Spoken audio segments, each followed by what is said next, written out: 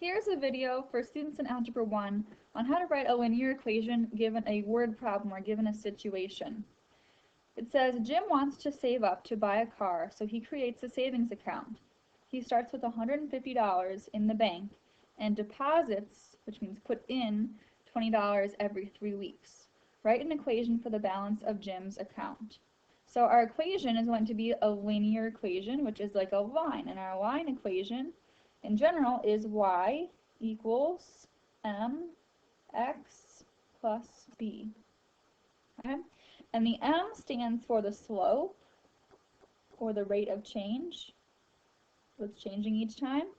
And the b is the starting value, or the y-intercept.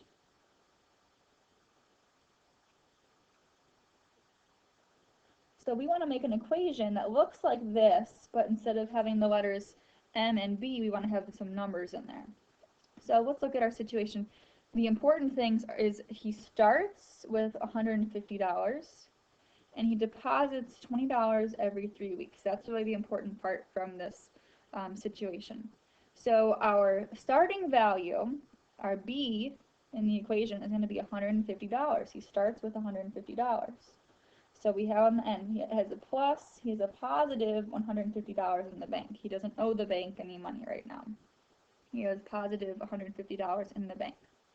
The m, the slope, is the change each time. He deposits $20 every 3 weeks. Now slope is normally in a fraction, or if it's not in a fraction, you can make it into a fraction, but most of the time it's going to be in a fraction or a ratio. So it deposits $20 every three weeks. So we're going to write that as $20 and then in 3 weeks. And what we could do is we could figure out how much he makes or how much he puts in each week, but that doesn't really matter right now. We just want to write it in a fraction, so I can leave it as 20 over 3 for the slope. So I'm going to say 20 over 3, and my slope always has the letter x next to it. It always has the variable x next to it. Okay? So to write an equation for this situation, it's going to be right here. Y equals 20 over 3 x plus 150. So that means he starts with $150. That's the starting value. That's the b value. And his slope, or his change every week, is he puts $20 in every 3 weeks. If you made that into a decimal, that would be alright. Now in this case, since it's a 3 on the bottom, you would probably have a repeating decimal. So it's better to keep it in a fraction. It's a little bit more accurate than a decimal. So here's our equation for this situation. We're going to do one more. Susan is saving for a vacation but still needs to pay for bills each week. She starts with $400 in her bank account but has to spend $15 a week to cover the bills. Write an equation for the balance of Susan's account. So again, we're going to start with y equals mx plus b. Now the reason we're doing this, it's the constant change. Every week she's doing the same thing. Or in the other case, in Jim's case, he was doing the same thing every 3 weeks.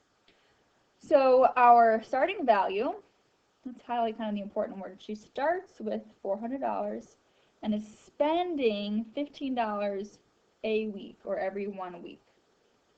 So we have our starting value. The start in her bank account at this time is $400. That's positive $400. She's not owing the bank anything. But she's spending $15 every 1 week. So how we wrote the fraction before, $15 in 1 week.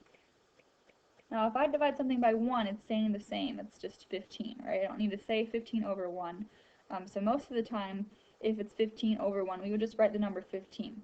But the important word here is that she is spending, okay? That means she's taking money out of her account. Her account is going down. So this is going to be a negative slope, or a negative rate of change. Her bank account is decreasing every week. It's going down $15 every week.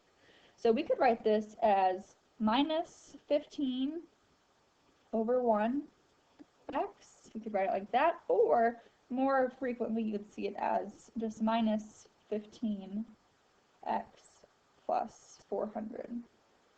Okay, both of these are okay. You're just most likely going to see this red one down here, because if something's divided by 1, it's really just the numerator of the fraction. So it's going down. She's spending $15 every week, and she starts with $400 in her account.